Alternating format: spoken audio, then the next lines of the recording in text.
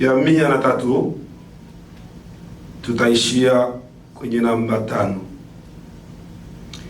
Nafsi yangu umhimidi Bwana, naam vyote vilivyomo ndani yangu vilimidi jina lake takatifu. Nafsi yangu unihimidi Bwana, wala usizisahau fadhili zake zote. Akusamehe maovu yako yote, akuponya magonjwa yako yote, aukomboa uhai wako na kaburi, akutia taji la fadhili na rehema, aushibisha neema uzee wako, ujana wako ukarejezwa kama tai. Tuende kwenye maombi. Asante Mwokozi mweza wa yote. Baba, uishie mahali pa kuinuka. Ni wewe Mungu wa mbingu zote. Ni wewe Baba mwenye uweza. Tunasema asante kwa sababu neema na kibali hichi Bwana umetupa kwa siku ya leo. Ushukuriwe. Shukuriwe tena Bwana, tusema asante. Tazama tuko mbele zako Mwokozi. Ni wewe uliyesema mbele ya kuja kuwa pamoja nawe ni lazima tujioji, ni lazima tujitazame, tucheki mioyo yetu ili tuone kwamba tunaenea, ili tuangalie kwamba tuko sawa sawa na kukuita na kuwa pamoja nawe. Na ndio maana Bwana tumesimama mbele ya kuanza mambo yote. Bwana wewe uje utuangalie, unayetazama mioyo yetu, unayesema kwamba Bwana moyo wetu wewe wautazama kwa kila dakika na sekunde. Bwana tunasema tazama yale tuliyoyafanya yasiyokuwa mazuri kwako, uturehemu, usituhesabirie, kwa sababu Bwana uliacha yote ukaona kwamba uje umuokoe mwanadamu kwa kitu alichokifanya. Haya machache madogo Bwana huwezi kosa kuyasamehe, kwa sababu unasema tukisirikia dhambi zetu, tukiziona zitufai, wewe Bwana utazigabula kama vile mtu anayogabula upepo unapotoka kaskazini kwenda magharibi, ndivyo kwenda kugawa dhambi zetu. Tutasema Bwana tusamehe kwa kazi yako tunayokwenda kuianza, ili Bwana tuuone mkono wako, ili Yesu uwe pamoja nasi, ili Bwana uje utende pamoja nasi. Asante Mwokozi kwa maana wewe ni Mungu. Asante Bwana kwa maana wewe ni Bwana wetu. Asante kwa sababu wewe ni yule unayetusikiliza kwa muda na saa. Ni wewe Mungu wa mbinguni. Bwana utusaidie. Bwana uje usiangalie nini tumetenda, kwa sababu ni wewe umesema ya kwamba mwanadamu ulikuja kumwokoa, lakini ulimwacha na yule mwovu. Ukasema kwamba katika kitabu chako cha Wakorinto ya kwamba umeona dhambi hazitufai sisi, lakini ukaona kwamba uweke na mlango wa sisi kukimbilia. Na ndio maana tumekimbia kwa muda na saa hii Yesu Kristo katika kile kiti Bwana ulichokisema, tukikimbilie kwa kila muda, ili Bwana tupate kusamehewa. Asante Mwokozi kwa maana wewe ni Mungu mwenye vita, mwenye uwezo. Saidia na wengine waliobaki huko wafike mahali hapa kama sisi ulivyotusaidia. Ni katika jina lako Yesu uliye mwamba na Mwokozi tunasema amen. Amen. Bwana Yesu asifiwe. Amen. Ndiyo tunaendelea na ibada. Tumuomba mwimbishaji samani twende kwenye sala ya Bwana. Baba yetu uliye mbinguni, yatimizwe hapa duniani kama huko mbinguni. Utupe leo riziki zetu, utusamehe makosa yetu kama sisi nasi tunavyowasamea waliotukosea, na usitutie majaribuni, bali utuokoe na yule mwovu. Kwa kuwa ufalme ni wako na nguvu na utukufu hata milele. Amen. Bwana Yesu asifiwe. Amen. Jina la Bwana libarikiwe. Amen. Ndiyo tunaendelea. Mwimbishaji tupe nyimbo mbili za kuomba nguvu. Karibu. Bwana Yesu asifiwe.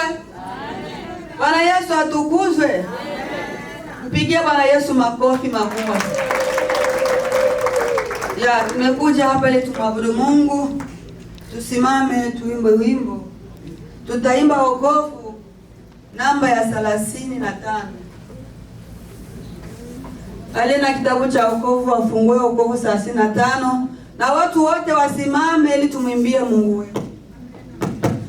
Nimefika kwake Yesu, na rohoni mwangu sasa jua lake la neema linang'aa ila siku. Roho yangu inaimba, nimefunguliwa kweli, nimekaribia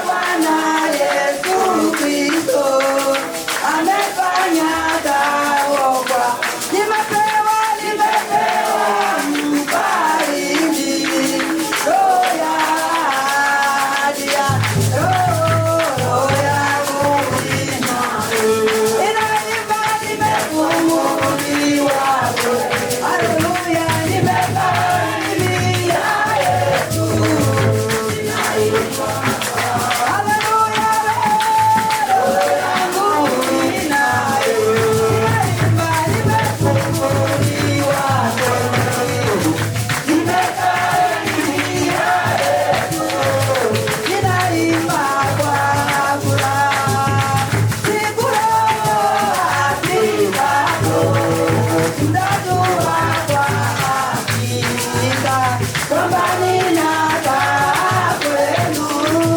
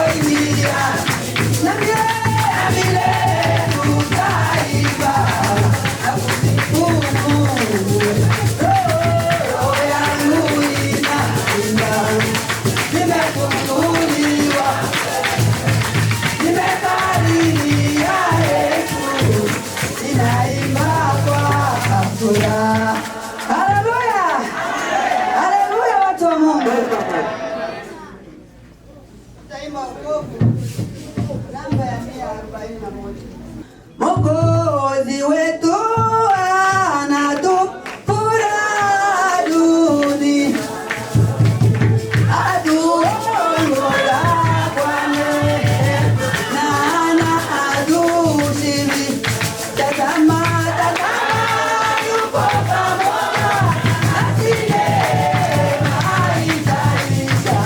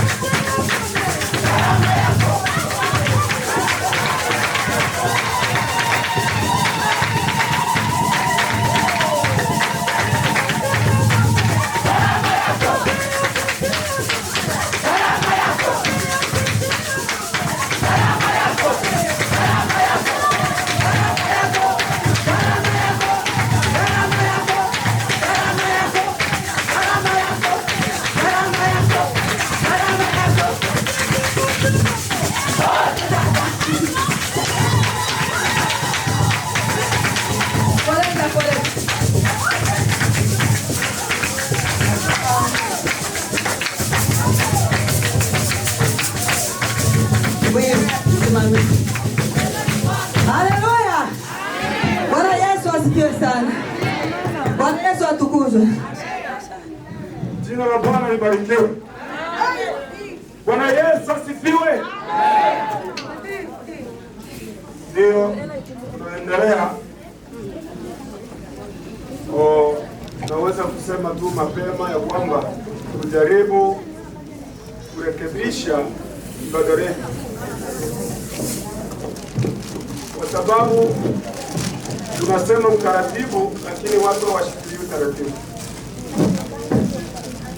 Tuwe kama watu wanaoongozwa na Roho Mtakatifu.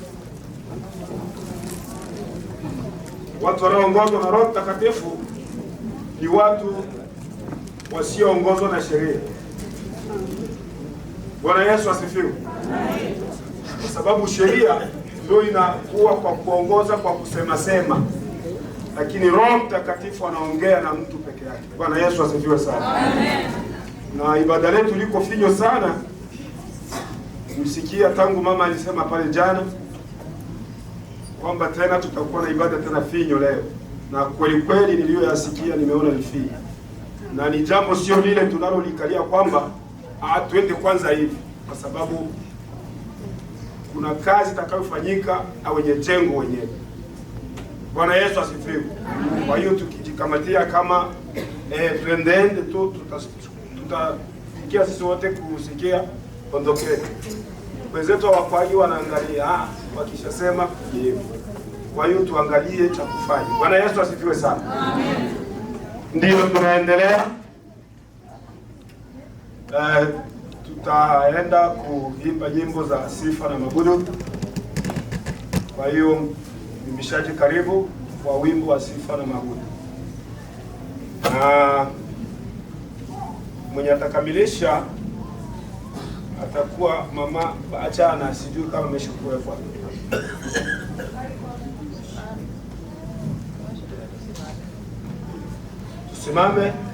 Tusimame tumwabudu Mungu wetu. Kwa dada Nlelwa atakuwa anakamilisha.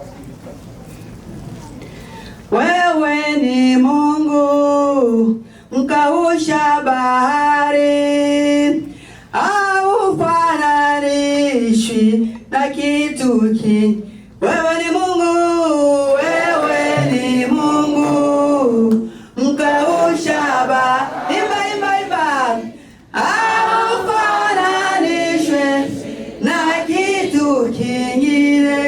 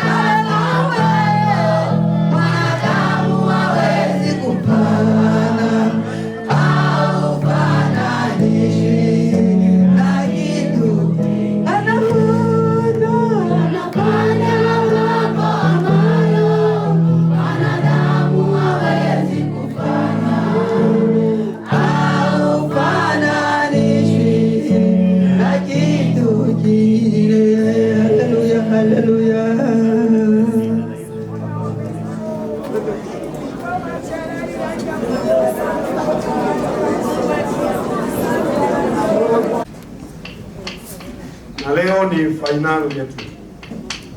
Tuko kwenye final ya hichi tulikuja kufuata hapa. Ni lazima tutoke na baraka, kila mtu anatoka na nguvu za Bwana. Bwana Yesu asifiwe. Amen. Ndio tunaendelea na mahitaji yetu. Tutakuwa na mahitaji mawili.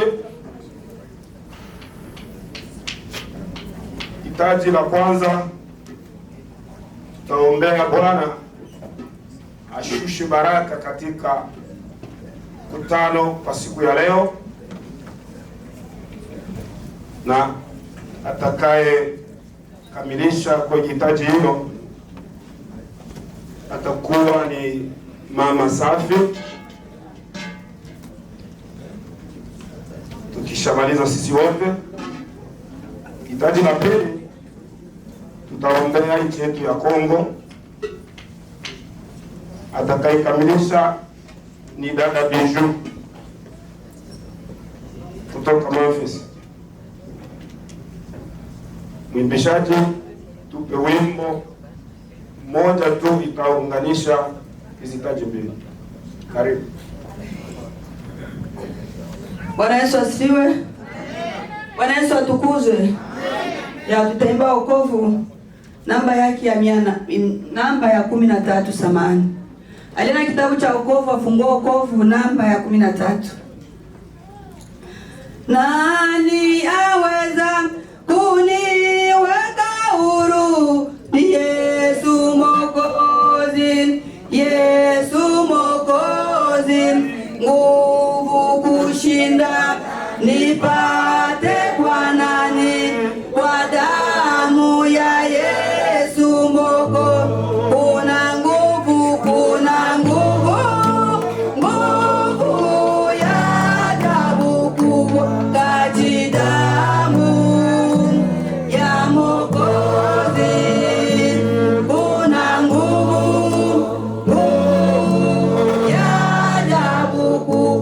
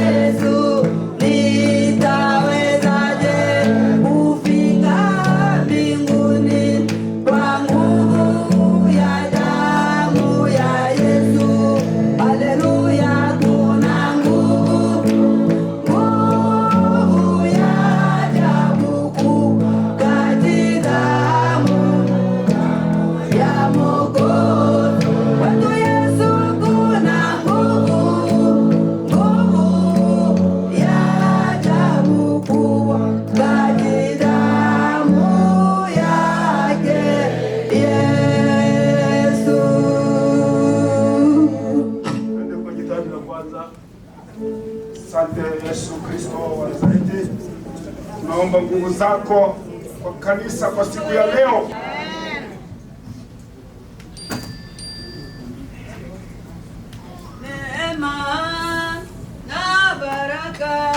Neema na baraka twazipata kwa Bwana. Neema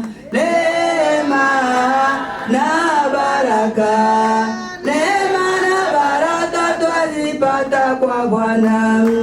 Neema na baraka, neema na baraka twazipata kwa Bwana.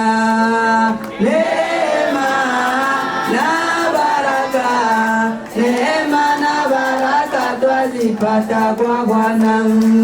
Neema na baraka, neema na baraka twazipata kwa Bwana. Neema Baba na baraka, neema na baraka twazipata. Haleluya, neema na baraka twazipata kwa Bwana. Neema na baraka twazipata. Haleluya, neema na baraka twazipata kwa Bwana. Neema na baraka twazipata kwa Bwana. Tuingie kwenye hitaji Biblia.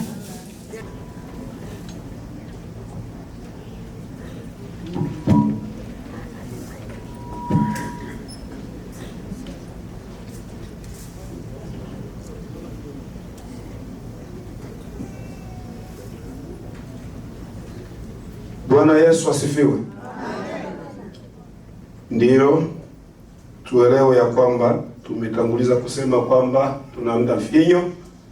Kwa hiyo vipengele mtakavyoviona havikutumika, msione kwamba tumekosea.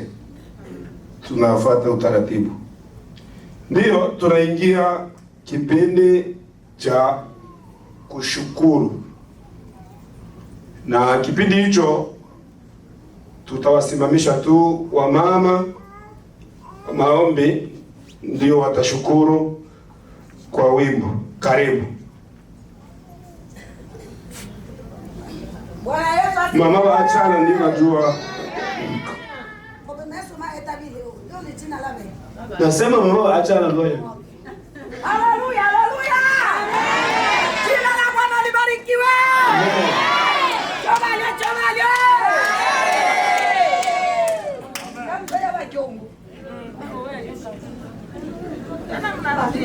Bwana Yesu asifiwe. Mimi ni baachana. Na baachana hatafanya kitu kama ana baachana wengine. Nahitaji wa viongozi vyote wa vyumba. Kama wewe ni kiongozi, ukaribie hapa. Kama wewe ni kiongozi wa chumba cha maombi, tutakamata mapendo hapa na watupigie ngoma. Hiyo ndio wimbo ya kutoa sadaka. Juli sema ani yetu tu. Okay. Naomba wamama wale wenyewe wanapigaka mapendo, wapige mapendo. Kwa sababu ingawa tuko hapa kwenye mkutano, ni hawa wakina mama. Tusingalikuwepo hapa. Wakina mama, wakina baba wa maombi, ndio maana tuko hapa. Lazima tuwape heshima yao. Wachangamuke. Hatutaonana tena leo. Ndio sikia mwisho. Tupe wimbo. Shangwe moyoni mwangu. Ndio mtaibisha. Shangwe moyoni mwangu ni kama maji mengi, nimo ndani ya Yesu na Mungu. Shangwe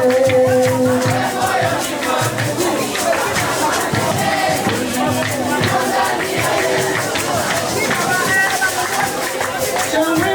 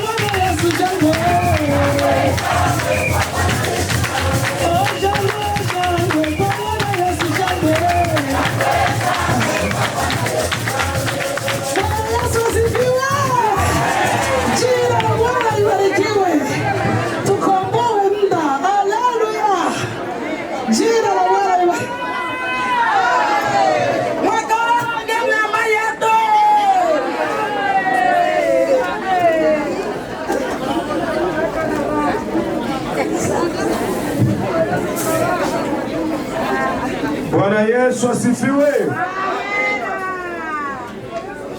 Jina la Bwana libarikiwe. Ndiyo, tunaingia muda wa kutoa matoleo, na wimbo tutakaoenda nao ni kwaya ya Swahili Baptist. Karibuni, na vyombo vya sadaka vikaribie.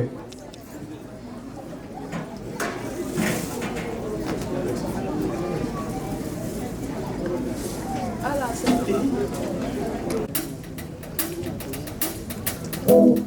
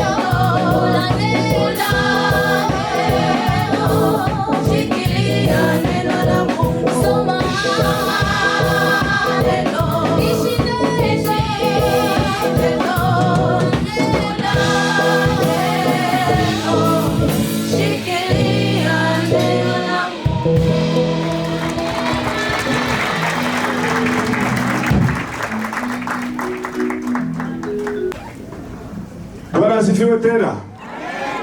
Jina la Bwana libarikiwe. Ndiyo, tuwe wima, tuombe sadaka. Karibu mzee Amani kuombea sadaka. Yo, Andre sasa. Bwana asifiwe. Shukuru ni Bwana.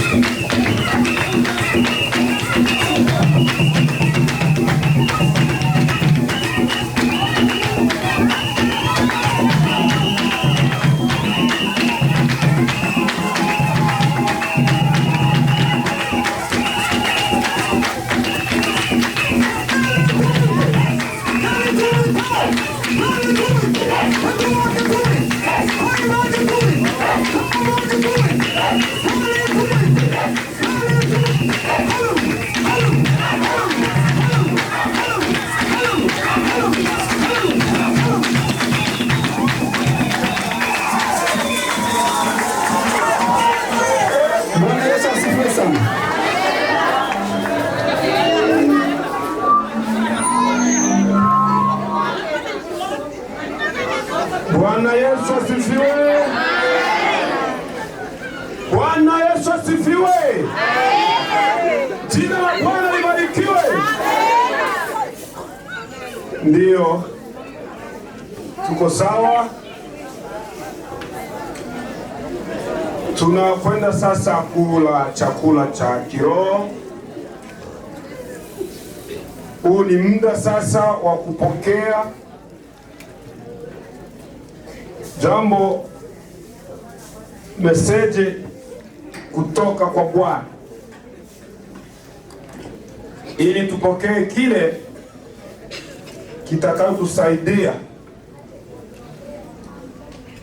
Tujaribu kuwa kimya.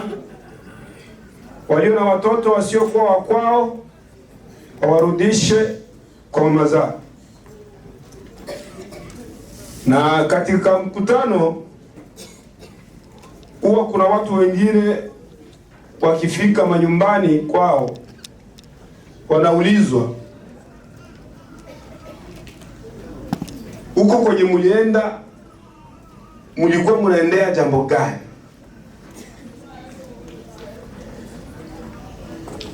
Lakini ukiwa uko na kanoti kako au maandishi, utakuwa mwepesi wa kukumbuka nini ulifuata hapa. Bwana Yesu asifiwe. Kwa hiyo tuwe tunaandika kile tunachofunzwa, kwa sababu wengine wanakuwa tulienda, ulikuwa mkutano wa maombi. Sasa balisema nini? Balisema kama nilisikia, kama nilivyosikia kwenye Zaburi hivi kama 7 na mstari wa 17 hivi. Yaani huko na mwenye anakusikiliza huyo alikuwepo au alikuwa anasikiliza kwa mbali. Lakini ukiwa na karatasi utakumbuka yote. Bwana Yesu asifiwe. Amen. Kwa hiyo tuwe tayari kwa kulipokea neno. Karibu mtumishi wa Mungu.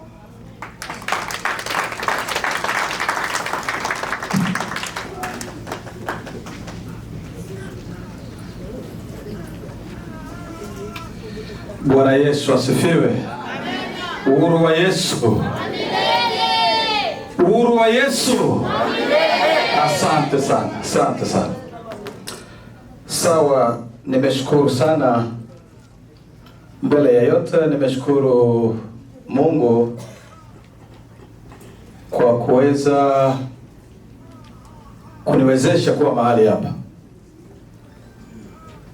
Na mara ya pili nimekwenda kushukuru viongozi wa usimamizi wa Umoja wa Waombaji Marekani kutoa fursa hii ya siku ya leo tuweze kuzungumza na wapendwa katika Bwana. Mungu azidi kuwabariki. Na vile vile nimetoa shukrani kwa viongozi wa vyumba vya maombi pamoja na wachungaji wao waliowasukuma mje katika mchana wa leo mupate haya tulio nayo. Kwa hiyo makanisa huko muisalimu pamoja na wachungaji.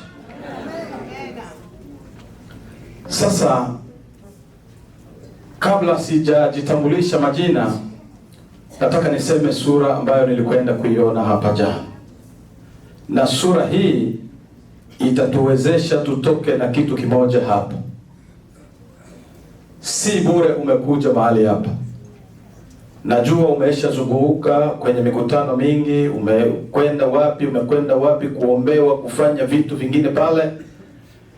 Lakini ujaribu kwanza huu mkutano. Bwana Yesu asifiwe. Na uandike hizi tarehe sehemu. Haleluya. Amen. Tumeona mambo mengi. Tumeona vijana wetu ambao wako kwenye charge support, ambazo watoto wao hawana watoto, hawana wake, lakini wako kwenye charge support. Wanajiuliza ni mambo gani yanayopita katika maisha yao. Yaani wakitamani hata kufanya kazi, wengine wanafukuzwa, wengine mara nini, mambo hayaendi sawa, na wengine ni kama wamechanganyikiwa kama vichaa. Wazazi wanajiuliza ni kitu gani. Kuna mambo yanayopitika pale, tutakwenda kuwaombea. Tunapowaita hapa tutawaombea, tuangalie ni kitu gani Mwenyezi Mungu anataka kukifanya. Bwana Yesu asifiwe. Tumeona watu wengine wana ujauzito mwingi sana. Kuna watu waliokuwa wamehaidi vitu vingi, nikifanya hivi nitatoa kitu fulani, lakini wanapoona kile kitu wanaanza masiasa sasa. Labda ni fulani ndio aliyenifanyia hivi, hajui kama alifanya agano na Mwenyezi Mungu. Bwana Yesu asifiwe. Kwa mambo kama haya tutachukua mambo mawili makuu katika somo ya leo, ambapo tukifanya kuwa utayari na mkutano utakuwa mzuri zaidi kuliko vile unavyotegemea. Bwana Yesu asifiwe. Kwa majina naitwa mtumishi Mulumba, natoka pale Georgia. Mimi ni mchungaji mwangalizi wa kanisa la New Jerusalem Gospel Church. Kazi hii nimeitumika miaka 10. Na mimi nilikuwa mmoja kati ya wale waliokuwa barabarani. Ikawezekana mama yangu alikuwa mwenye kuomba sana, lakini nilikuwa siingii hata mahali alipokuwa akifanya kazi. Bwana Yesu asifiwe. Na mimi nilikuwa shindikana kama wewe. Haleluya. Lakini nilipojaribu sikuweza kutoka. Na wewe ujaribu kwanza leo. Haleluya. Sasa mimi ni mzazi wa watoto 8. Pamoja na mke wangu ndiyo familia ya watu 10. Watoto wa kike 2 na wa kiume 6. Mimi ni mme wa mtu. Haleluya. Kwa hiyo unaponiona usione mchungaji anang'ang'a hana mke, nina mke. Haleluya. Sawa, tufunue. Mbele ya yote tusimame kwanza.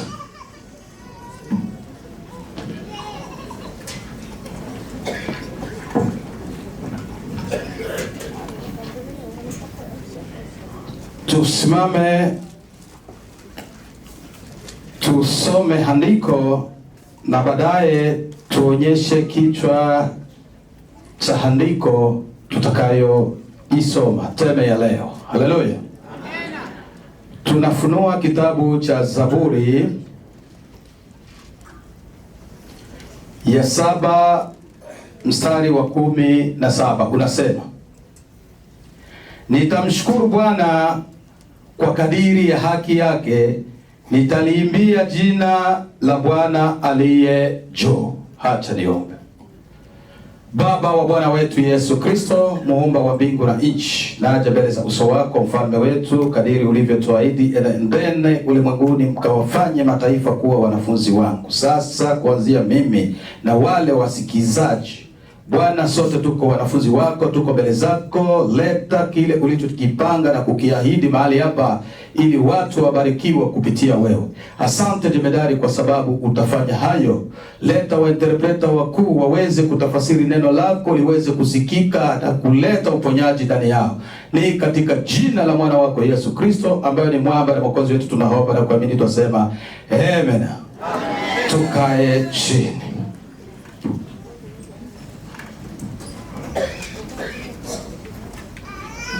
Mkutano wetu una teme ile ile ambayo iliweza kuhubiriwa kuanzia Ijumaa mpaka Jumamosi, na kwa sasa tunakwenda kuimalizia. Teme inasema kushukuru Bwana kwa kadiri ya haki yake.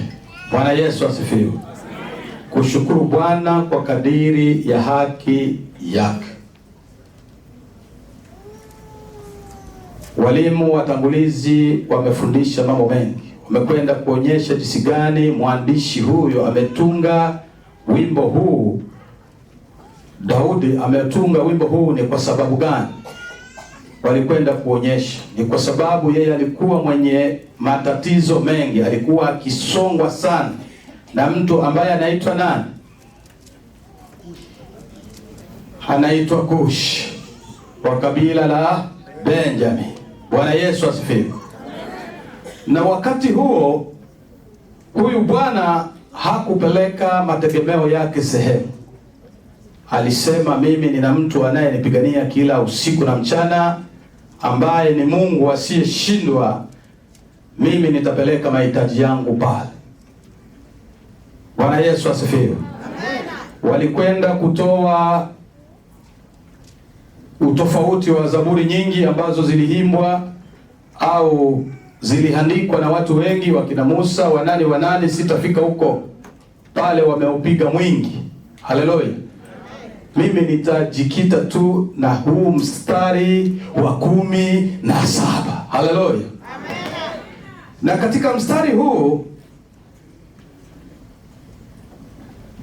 mstari wa 17 ni mstari mzito sana unapouona katika Biblia.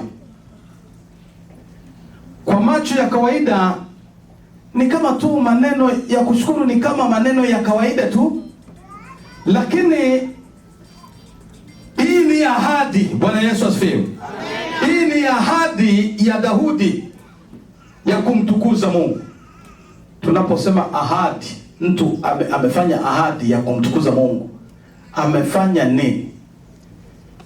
Amekwenda kutoa maneno fulani na mtu ya makubaliano, si ndio jamani? Amekwenda kuahidi atafanya. Na mtu ambaye anaahidi atafanya, mara nyingi unaweza ukaahidi ndugu yako na akakuona ni wewe ni Mungu, akakuona ni wa kawaida. Lakini Mungu ukimwahidi na ukikosa kufanya jambo kama lile, anakuchukulia wewe ni mpumbavu. Haleluya. Kwa sababu anasema ukiweka ahadi, yani ukiweka naziri ya kitu fulani, ni lazima uitimize, na usipotimiza wewe hauna malengo, ina maana wewe ni mpumbavu, na yeye hana uwezo wa kufanya jambo lolote na watu wapumbavu. Sijui kama naeleweka mahali pale.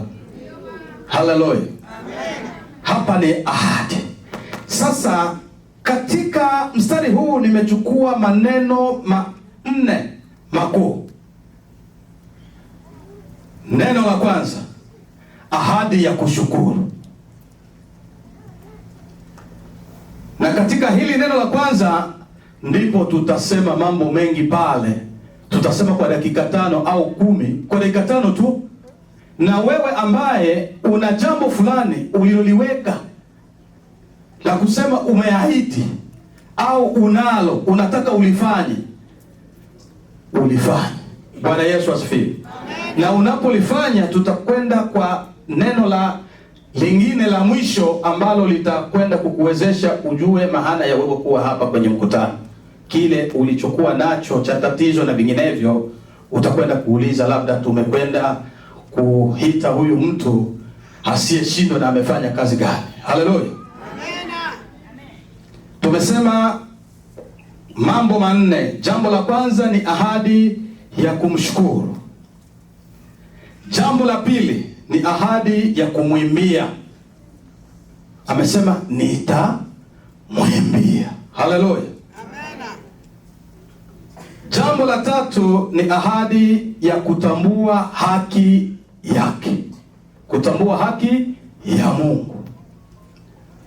Na jambo la mwisho ni ahadi ya kutambua ukuu wa Mungu. Tukisema aliye juu, yani kutambua ukuu wa Mungu. Haleluya. Amena. Ndiyo mambo manne yaliyo makuu katika mstari huu. Sasa tunarudia kwa jambo la kwanza, ambalo hili jambo uwe makini sana na ujiandae, kwa sababu wenzetu wasafiri wanapojiandaa kwa ndege wanaangalia kila saa kwa simu, labda wameweza kubadilisha au namna gani, na ndivyo utakavyokuwa kwa namna hii. Tunapoangalia tu useme majira yamebadilika, twende moja kwa moja. Haleluya. Kwa nini mwanadamu anaweza kushukuru Mungu? Kwa nini huyu Daudi ashukuru Mungu? Kwa nini? Kwa sababu ili kutoa shukrani ni lazima mtu akufanyie jambo. Mimi tangu asubuhi hivi ni saa 7 sijaona mtu ambaye amesema shukrani, amenishukuru. Wangapi wameshaona mtu mwenyewe ameshukuru mwingine hapa sasa hivi? Ni nani? Labda mwalimu. Umeona mtu yeye hajashukuriwa? Wewe umeona mtu amekushukuru? Wewe umeshukuru Mungu. Sasa kuna mtu ambaye amekushukuru? Haleluya. Haleluya.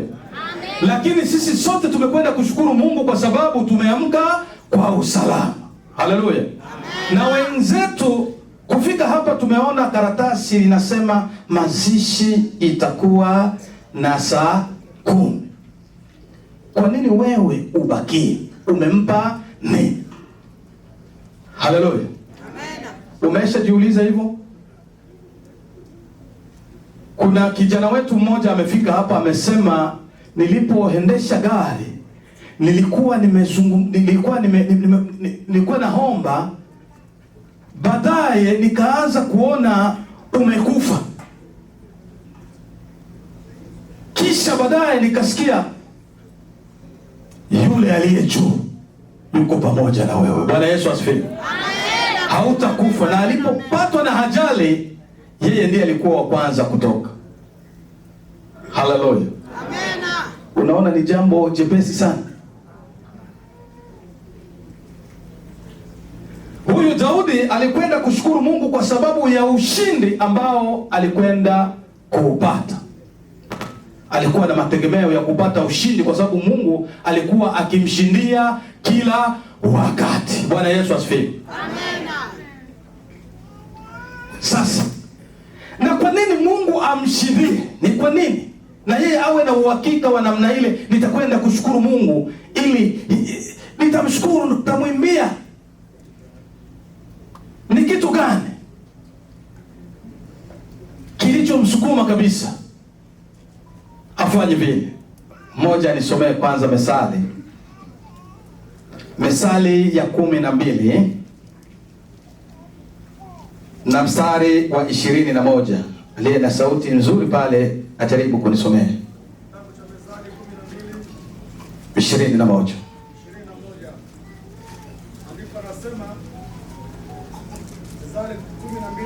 Mwenye haki hatapata msiba wowote, bali wasio haki watajazwa mabaya kwa jina la Yesu. Amen. Bwana Yesu asifiwe. Asifiwe tena. Sijui kama mmefuata vizuri pale. Amesema mwenye haki. Yeye Daudi alikuwa akiona hana tatizo yoyote ambayo yeye amefanyia ndugu yake, lakini yeye hapendi kuenda kuita watu tufanye kikao, tufanye nini ili walete mtafaruku. Yeye macho yake yalikuwa kwa Mungu. Bwana Yesu asifiwe. Na Mungu amshindie. Haleluya. Watu wengine pale Daudi angehangamia sana. Kuna mfano mmoja pale nilikuwa Mwanga pale Kigoma. Mmoja mtu alikuwa akifuga paka yake, hapo akapiga mteke, mke wake akapiga mteke, akatoka pale akaenda kuchota maji, na yeye mwanaume hayupo. Ule mteke na watoto wengine wako mle, kumbe wale watoto ni wezi. Bwana Yesu asifiwe. Amen. Paka inalala, haina ile tabia ya kuiba chakula. Mtoto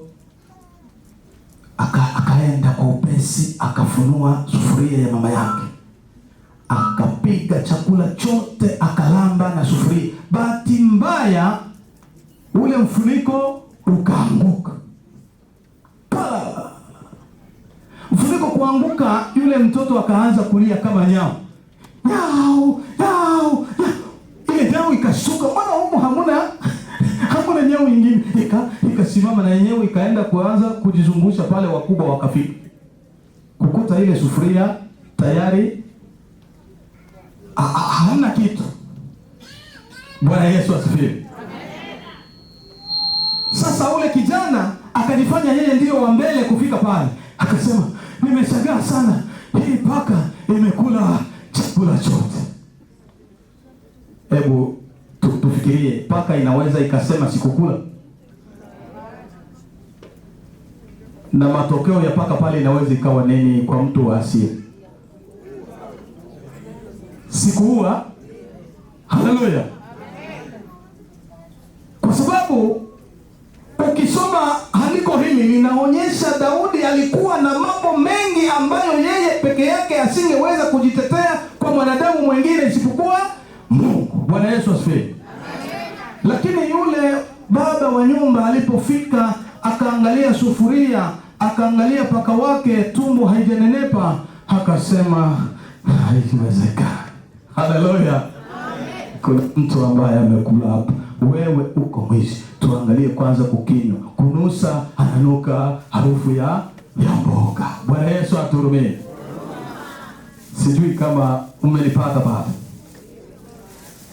Ina maana wenye haki hawawezi kuhatabika na kitu kingine, hawawezi kuhatarika.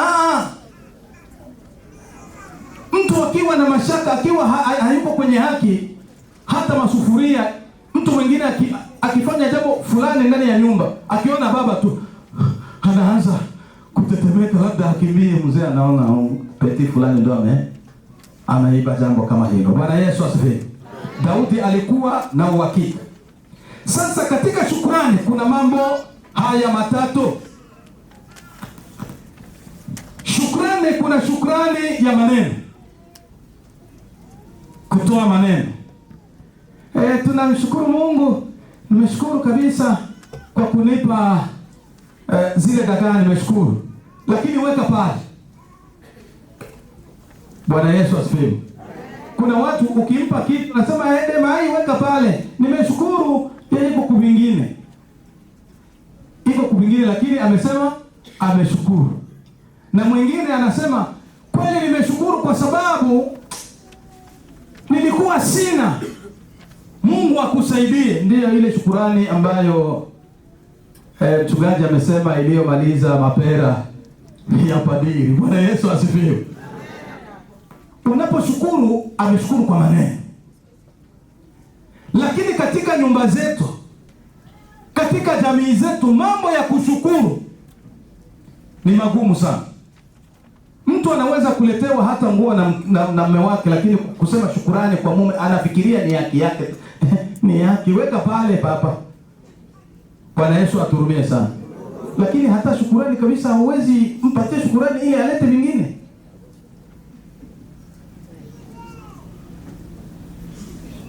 Kuko shukurani ya kinywa. Na hiyo shukurani ya kinywa ndio inaingiza watu wengi mvitu visio faa. Ninashukuru. Mtu sasa ule mwenyewe anakupatia kitu ndio anaanza kukuangalia. Huyu bwana si alikuwa tabani, huyu mama nimekuja kumpatia, ndio anaweza toa shukurani ya vile tu. Ingine siku usimpatie, naona vile vitu ni vya zoba. Bwana Yesu aturumie sana. Na kuna watu wa hivyo wanaofanya shukrani za namna hiyo kwa Mungu. Anaona amefanyiwa kazi na Mungu anafikiria ni akili yake ndio inamsaidia. Ni akili yake ndio mjanja. Unasoma kupita watu wote. Shule kuu ya huko Marekani wewe ukaanza kusamba lakini haujui kuandika hata jina kukaratasi, lakini daktari na wengine walibakia mkambi. Wewe ndio mjanja kuwapita. Haleluya. Shukrani ya kinywa, ya mazungumzo, maneno, hata kuandika ni shukrani ya namna hiyo. Kuna shukrani ya pili, shukrani ya matendo. Shukrani ya matendo, na hii ndiyo ngumu kwa vitu au kwa watu wote. Hii ndiyo ngumu, shukrani ya matendo. Umetendewa jambo ili wewe utoe shukrani. Unaona ukitoa shukrani kwa vile vitu kuvipeleka sehemu, unaanza piga hesabu. Hata nisiwezi sema ile maombi ya pastor ndio niponyesha hivi. Niliona ile wiki alibadilika. Niko saa ndio ile shukrani ya ule Bwana alienda kumpatia koti. Bwana Yesu aturumie sana. Shukrani ya vitendo ni shukrani ya kuleta vitu kwa Mungu. Anapokufanyia jambo, leta kitu kile ambacho wewe unataka utoe shukrani. Mungu huwa anapendezwa na vitu vya kutoa kwa mikono. Bwana Yesu asifiwe. Amen, amen, amen. Kwa sababu wewe unasema unahangaika. Na kama unahangaika, kuna wanaohangaika zaidi kukupita, lakini wewe una chakula unakula. Sasa amekuwezesha utafute, umesema Mungu ukuniwezesha kazi, nikipata mshahara wangu wa kwanza, mimi naona nitakuwa na kitu kimoja nitakufanyizia kabisa. Nitakuwa nacho. Bwana Yesu asifiwe. Baada ya wiki mbili unapata, au wiki moja unapata mshahara wa 700. Sasa unaanza sialipia simu, unashindwa hata kutoa shukrani. Ile ni mimba ambayo utaitoa. Nikisema utoe, utaitoa. Bwana Yesu asifiwe. Na usipoitoa bila kuangalia, sio unapenda yale magonjwa uwe nayo bila kuangalia. Haleluya. Kuna magonjwa mengine ni ya sababu ya kutoa kulingana na ahadi ulizomwahidi. Bwana Yesu asifiwe. Sijui kama mnanielewa pale. Kwa sababu wakati wa shukrani hapa, mwalimu jana alifundisha jinsi gani mbingu zilikwenda kutetemeka na kutoa matunda yale waliokuwa wakihitaji. Shukrani, tumesema shukrani ya vitendo, na kuna shukrani ya moyo.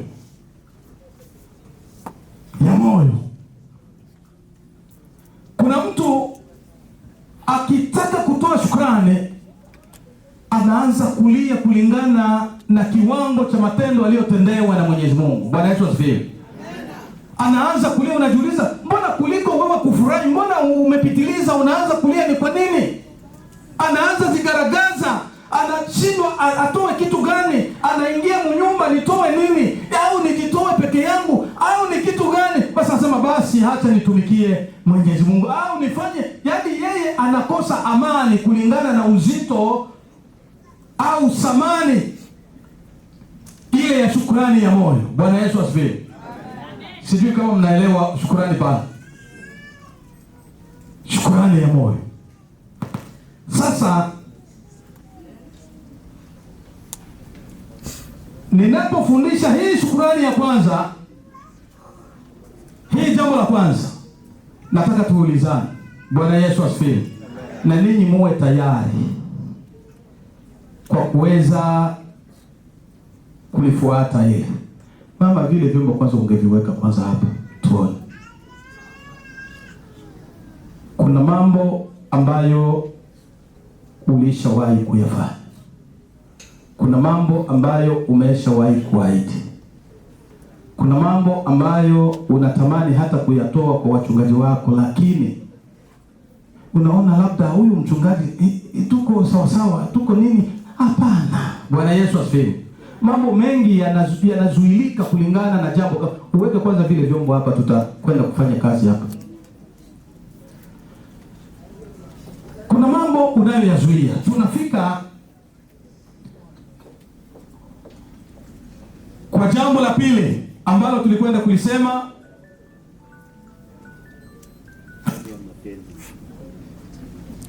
ahadi za kumwimbia Mungu. Amen.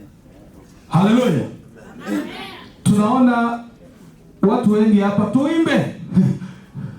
Iko hivi. Makofi unashindwa hata kupiga makofi. Unatoka kunyumba kabisa, hata makofi yako unashindwa hata kufungua kinywa. Unataka Mungu akubariki na kitu gani? Haleluya. Na sisi tumemwahidi tutamuimbia. Sasa wewe hata kufungua kinywa vinakushinda. Wewe ndio utaweza vya kuomba. Mama, baachana uniombe. Baachana uniombe. Yeye baachana na kesha kwa magoti. Mama sifa uniombe. Yeye anakesha kwa magoti. Akisema tuombe dakika 2, wewe unaanza.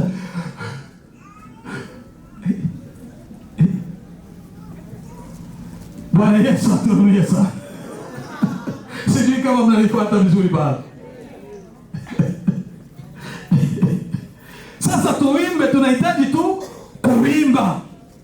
Upige hata makofi unashindwa, kwa sababu katika nyimbo kuna uponyaji. Haleluya. Amen.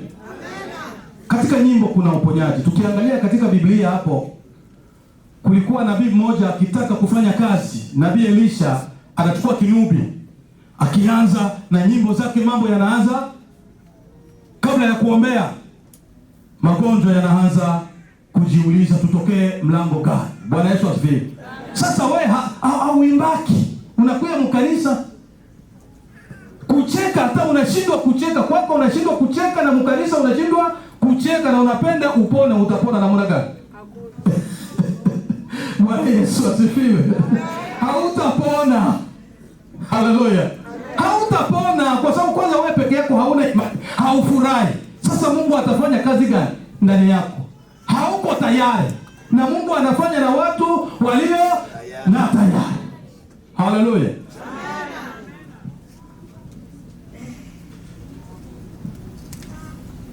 Wewe hauko tayari. Na tayari yako itaonekana kwa mashambra ulizonazo. Hauna mashambra. Wewe ndio wa kuikala kukiti. Hauna kuimba. Mtumishi alisema mambo mengi jana pale. Akaimbisha karibia mara 2, lakini kuko wengine wako chini tu. Wako chini. Sasa unafuata nini? Kuomba hauombi. Kuimba hauimbi. Kupiga makofi haupigi makofi. Kufurahi na wenzako haufurahi. Sasa unatamani kupona kabisa. Haleluya. Amen. Katika nyimbo za kuimbia Mungu kuna siri ya kufungua kitu kilichofungwa. Amen. Haleluya. Amen. Wakati Paulo na Sila walipokuwa gerezani, kabla ya kufanya mambo yote walisema tuimbe kwanza. Bwana Yesu asifiwe. Na walipoanza kuimba, Biblia inasema milango ya gereza ikafanya nini? Ikafunguka. Haleluya. Wewe ambaye unaona wimbo kama ni michezo. Imba, haikuwa kina nilongewa mzuri. Imba. Mungu kila mtu amempatia sauti yake, lakini sasa uifungua kwa kumwimbia, unashindwa hata kumwimbia. Sasa hizo kufuri, hizo milango za gereza ambazo ziko ndani yako zitafunguliwa namna gani? Amen. Zitafunguka pale? Hazitafunguka. Tulikuwa ndani ya gari, mwalimu akasema weka huu muziki. Nikamwambia mwalimu weka ku Bluetooth, weka kwa hiyo muziki ulie vizuri. Nikaona mzee anaanza kujitoa machozi. Anaanza kujitoa machozi, kulia. Anaanza kulia kupitia nini? Kupitia muziki. Akasema muziki huu una mambo mengi sana. Je, hawa walioimba huu muziki wanafahamu muziki huu? Bwana Yesu asifiwe. Kwa sababu unaweza kuimba anjiwe, lakini ndani yako haujui unayemwambia anjiwe ni nani. Haleluya. Na unatoka hapa uko vile vile venye umeingia mumai bila hata iko sawa bila hata sabuni unatoka. Haleluya. Nguvu za kuimba. Sasa Zaburi ya 147 mstari wa kwanza. Tusomee pale unasema nini pale? Na mwingine asome Zaburi ya 149 mstari wa kwanza. Zaburi 147 mstari wa kwanza na Zaburi ya 149 mstari wa kwanza. Zaburi ya 147 mstari wa kwanza. Inasema hivi. Haleluya. Haleluya. Msifuni Bwana. Msifuni Bwana. Maana ni mwema. Maana ni mwema. Kumwimbia Mungu wetu. Kumwimbia Mungu wetu. Maana kwapendeza. Kwampendeza. Kusifu. Ni kuzuri. Amina. Amina. Bwana Yesu asifiwe. Tusimame tumsifu Mungu. Wewe haupendi hata kusimama kukiti. Uko shefu wa nani bwana? Kwa Mungu uko shefu wewe. Wewe kabisa uko shefu. Uko shefu kupita Mobutu. Uko shefu kupita wale wote wa shefu wa Maocha Ntunge na wengine. Uko shefu wewe. Ukikuja hapa tupige magoti wewe unashinda. Siwezi piga magoti niko. Wewe. Mungu akuhurumie sana. Bwana Yesu asifiwe. Tumsifu. Tumsifu Mungu. Tunapomsifu Mungu hakuna bushefu. Weka bushefu kwako. Lakini kwa Mungu hakuna bushefu, yeye ndio shefu supreme. Amen. Haleluya. Yeye ndio shefu wa mashefu. Na ukianza muita shefu wa mashefu, uko fanao wake sasa leopare. Niliona wanamke hapa wa mingi walikuwa wanavaa ile uniforme ya timu ya taifa. Kama hivi vyenyewe mnavaa hivi, ndio vyenyewe mnaishabikia kwa kweli timu yetu. Haleluya. Amen. Hii timu yetu tulionayo ya Yesu Kristo mnaishabikia hivi hivi. Amen. Haleluya. Amen. Na watu ambao walishindwa hata kupika. Na nyinyi mnakosa amani mkivaa namna hii. Kuna wengine anaiona ni nguo ya kawaida. Haleluya. Amen. Najua tunajuana, si mimi niko wa kwenu. Na mimi niko wa kwenu, najua wanaiona ni ya kawaida tu. Hata anaweza kuwa nayo, anaweza iba msoko ni sawa. Ndio vyenyewe naona wengine wanabivala tu kwa sababu ni prestige. Na mimi nionekane niko wao. Bwana Yesu aturumie sana.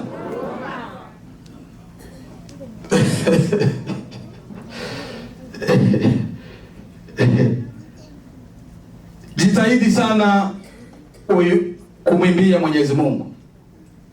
Ujitahidi sana. Ujitahidi hata wakati wa usiku kabla haujaomba, haujalala. Himba kwanza uone raha ya wimbo. Himba, ambia mke wako kama yeye ndio yuko na mlonge mzuri, mwambie, "We tuma, afu mimi nitakuwa na hii basi ya kuchanganya nyuma yako." Bwana Yesu asifiwe. Yeye anatuma pale na wewe unafuatilia, ndio unaona raha sasa. Maombi inaongezeka, inaleta kitu kingine. Bwana Yesu asifiwe. Jaribu kuvunja kufuli kupitia nyimbo. Ahadi ya kutambua haki ya Mungu. Ndiyo ya tatu, inasema ni kukiri kwamba hukumu na matendo ya Mungu ni ya uadilifu na ukweli. Ni ile ya tatu, tunagusa kwa ile ya tatu. Mambo manne ambayo tumeona, tunagusa jambo la tatu sasa.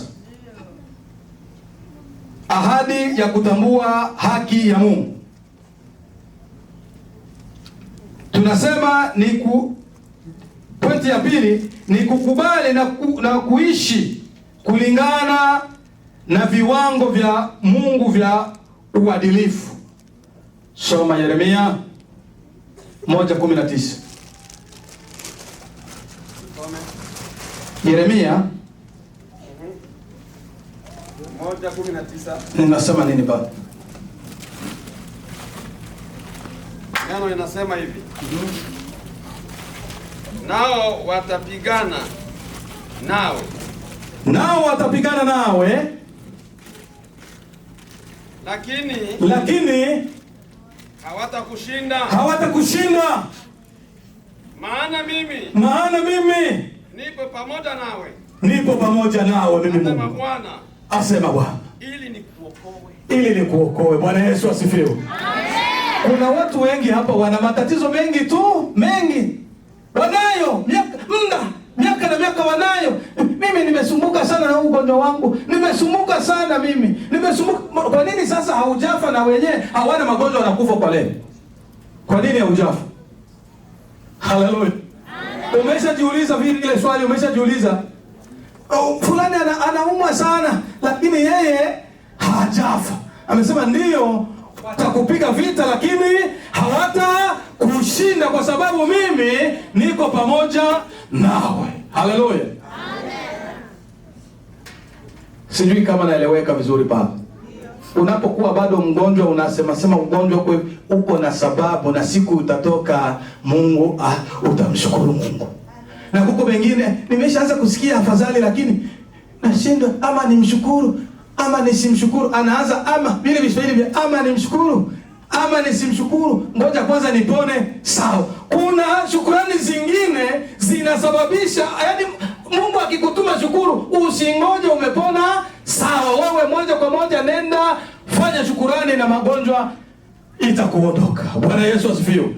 Fanya tu shukurani, mambo mengine yote ni ya kwake. Mimi nasema neno, lakini mponyaji anayeponya ni Mungu, sio mimi. Bwana Yesu asifiwe. Amen. Na mwenye yake ndio utamwachia. Wekeni mikono zidi ya wagonjwa nao wapate kupona. Ukifika hapa na weka. Haleluya, fanya kazi kwa vile ulivyosema. Tayari tumeweka mikono juu ya wagonjwa nao wapate kupona kwa jina lako. Fanya. Kama wewe haukupona ni mie. Haleluya. Nimie pale. Si nimesema vile venye uliniambia niweke.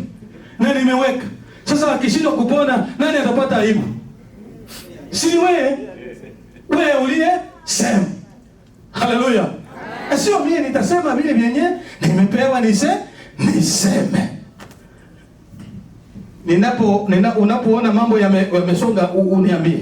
Lakini nataka kumaliza kwa mambo mazuri. Kwa hiyo yule aliye na haki hawezi kufanya jambo lolote, na huwezi kumfanya kitu. Iko shefu. Nilisoma andiko moja hapa ya mfalme mmoja amekwenda kuita Balaamu alaani Yakobo. Unilaanie hawa watu kwa sababu nimesikia katika kinywa chako muna laana na muna mbaraka. Chochote unachokisema kinatimia. Kwa hiyo nasema nitakupatia vitu vingi. Useme, utamke tu maneno yako, uyatamke tu. Kwa hili taifa hili nilifanye vyenye na kuwaka nafanya mataifa mengine. Bwana Yesu asifiwe. Amen. Njoo unasema vile. Akaenda mara ya kwanza. Mwikale pale kwanza niombe. Nimuulize yule mwenyewe analeta ile maneno.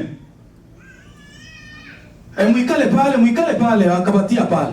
Na vitu vyote muviweke kwanza pale, Mungu atasema. Alipouliza Mungu akasema hao nimesha wabariki. Uambie havitawezekana. Bwana Yesu asifiwe. Amen. Havitawezekana. Uambie vipi? Lakini ugaidi wa huyu bwana wa Balaki ulishindikana, akasema ngoja nitatuma wewe, au kwenda kusema sawa, akatuma na wengine machefu. Bale njoo mwisho ukiwaona kwako, akisema bakifika kwako Zefini. Ndio alibatuma, akaenda. Na ule nabii akasema, akaanza kuambia nabii, nitakupa chochote kile unachokitaka. Nabii anaanza angalia vitu, anaanza angalia wale watu. Ninaweza badilisha hii mawazo haya kabisa. Hii misemo inaweza badilika kabisa. Ngoja niende. Ilikuwa shida. Biblia inasema walifanya madhabahu 4 na haikufanya jambo lolote. Bwana Yesu asifiwe.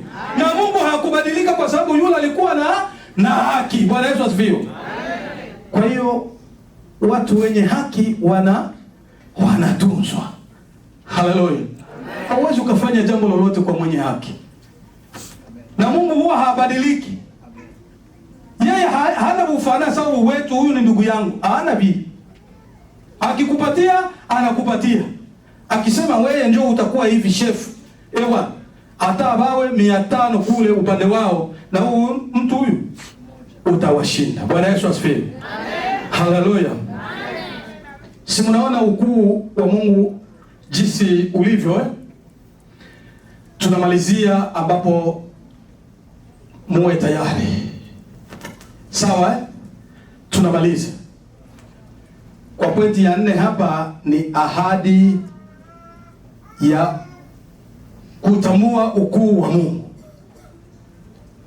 Ahadi ya kutambua ukuu wa Mungu. Yaani yeye Daudi alikuwa akiweka thamani ya ule mtu, haiko ya kawaida. Yeye ndiye Alfa na Omega, mwanzo na mwisho. Yeye haiko mtu mwenyewe unaweza yumbisha kwa machenga yako, kwa mali zako. Kwa nini? Yeye akaonyesha yeye ndiye muumba ambaye hawezi badilika. Yeye ndiye anageuza vile vigumu kuwa viteketeke. Kwa hiyo kwake hakuna mtu mwingine ambaye anaweza kusema pindisha hapa. Au conseiller mwenyewe anaweza kumconseiller, bwana huyu ni ndugu yake ya fulani. Amiko vya vile. Bwana Yesu asifiwe. Akaonyesha yeye akisema anasema. Yeye ni chef supreme. Anaamua. Hakuna mwamuzi mwingine ambaye anaweza akatoa maamuzi yake akayoweka pembeni. Bwana Yesu asifiwe. Amen. Sasa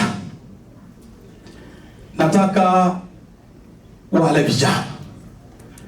Kuna vijana niliyosema hapa, vijana ambao wako kwenye machaji support.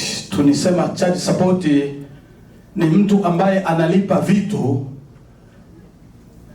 vya mtu vya mwanamke tuseme, ambaye aliyezaa na yeye. Kuna vijana wengi wamezaa na watu ambao wasiojulikana. Haleluya. Amen. Wapo hapa wanahangaika sana vijana hao. Kuna vijana wanakumbana na wanawake wengine online, wanaodi mwanamke mwenye hajui anatoka wapi, anaelekea wapi. Bwana Yesu aturumie sana. Wako hapa. Kuna vijana wana matatizo mengi sana. Anaweza kwenda kazini, mara hii anafukuzwa. Tukisema vijana, watu wanasema mimi nikifika pale iko sawa, batanijua. Kuko na matatizo mengine, mkuye tuombe. Bwana Yesu asifiwe. Hii ni siku yenu. Haleluya. Mama Berta, Rebeka iko wapi? Mmoja mfikishie taarifa, anataka kufanya kazi dakika moja hapa. Bwana Yesu asifiwe. Amen. Na tunapoita vijana, piga magoti pale bwana.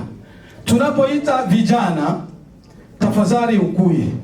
Kuna vijana wanakuwa saa viwelewele kwa sasa.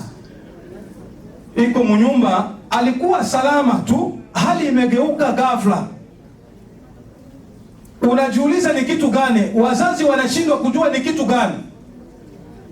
Mapepo si mapepo vingine, yani anaanza kuzubaa. Bako mu makontra za mingi. Bwana Yesu asifiwe. Bako mu bya mingi, babiana betu bako mu bya mingi. Na tunataka kuomba Mwenyezi Mungu. Ule mama iko pijamani. Na tunapoomba tutasimama sisi sote, apaze sauti yule mama. Akipaza sauti tunaimba, kila mtu ule mwenye hana makofi aweke zile nini ngwasa, aweze kupiga hata makofi zilete utukufu. Bwana Yesu asifiwe. Sasa ona mambo ya Mungu. Mungu alinionyesha ule mama ndo ataimba. Sasa mbona simuoni? Tutafanya namna gani hapa? Haleluya. Haleluya. Anakuja. Unaona mambo ya huyu bwana. Ndio mambo ya mama. Wale wengine wa matatizo mengine tofauti kwanza na vijana wengine waitaikaa hapa. tuombe, wengine waje tu, na wale wote wakina mama wale mwenye atapiga ngoma, vijana wapiga ngoma pale dakika ngapi, lakini watu wote wataimbia kwa nafasi zao. Lakini ukiwa kwenye nafasi yako piga makofi na uimbe, ufungue kinywa chako. Bwana Yesu asifiwe. Amen. Ufungue kinywa tu ndio dawa yako ya leo. Haleluya. Kufungua kinywa na kupiga makofi ndio dawa yako ya leo. Mungu wa miungu, Bwana mwenye uwezo, tenda kazi zako na zituonekanie, na katika jina lako tukufu ambalo ni mwamba na mwokozi wetu tunasema amen. Sema amen. Pigia Bwana Yesu makofi. Asante Yesu. Asante.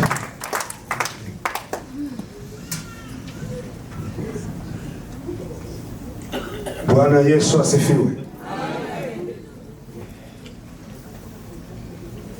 Ndiyo, tunajua tunaenda kuhitimisha siku yetu au ibada letu la leo. Tumeyasikia mahubiri. Roho mwenyewe ndo alisema, walio na masikio najua wameshasikia, na wakuelewa walienda wanaelewa, hata na mambo mengine yaliyofanyika. Tunamwalika mama kwa matangazo. Karibu. Haleluya, haleluya. Sijasikia hiyo kama ni amen ya Yesu. Kwa jinsi amekuwa pamoja nasi kwenye mkutano huu, na kwa jinsi gani shetani alikuwa ameupinga, na Mungu amejionyesha kwamba yeye ni mshindi. Tuna kila sababu ya kulitukuza jina lake. Bwana Yesu asifiwe. Haleluya, haleluya. Tunamshukuru Mungu wetu ni mwema.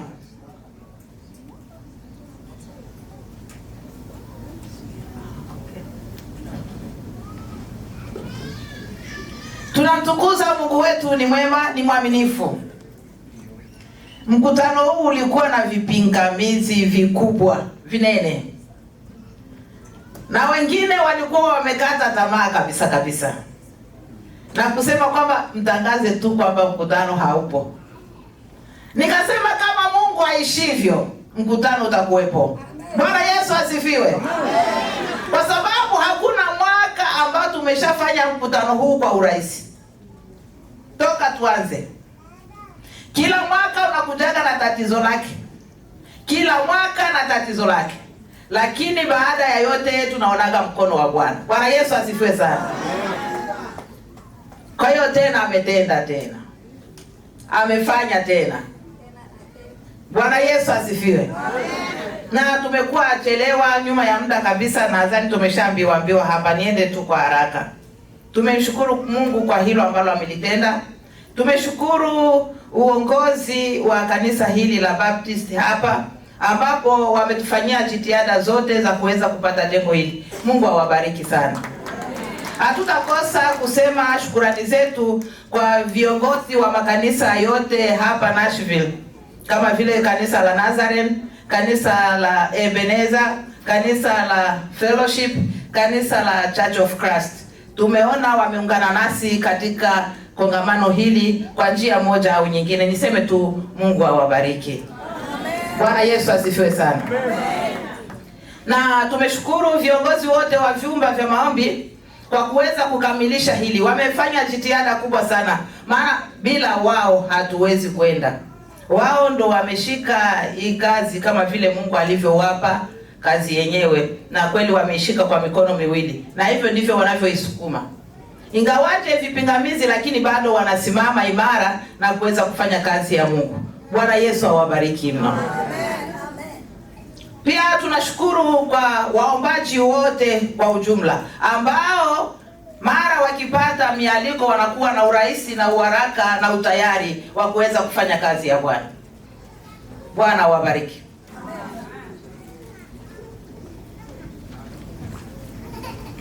Kwa hivyo basi tuseme kwamba Mungu abariki wachungaji wetu wote ambao wanakuwa pamoja nasi kila leo katika kazi, katika huduma hii.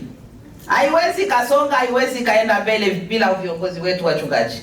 Hao wanakuwa nguzo yetu kutushauri Pale tunapopinda wanatunyoosha. Bwana Yesu asifiwe. Na hilo ni jambo la kujivunia sana. Tuseme mkutano wetu umefika mwisho siku ya leo. Tumemaliza mkutano wetu leo. Bwana Yesu asifiwe. Jina la Bwana libarikiwe.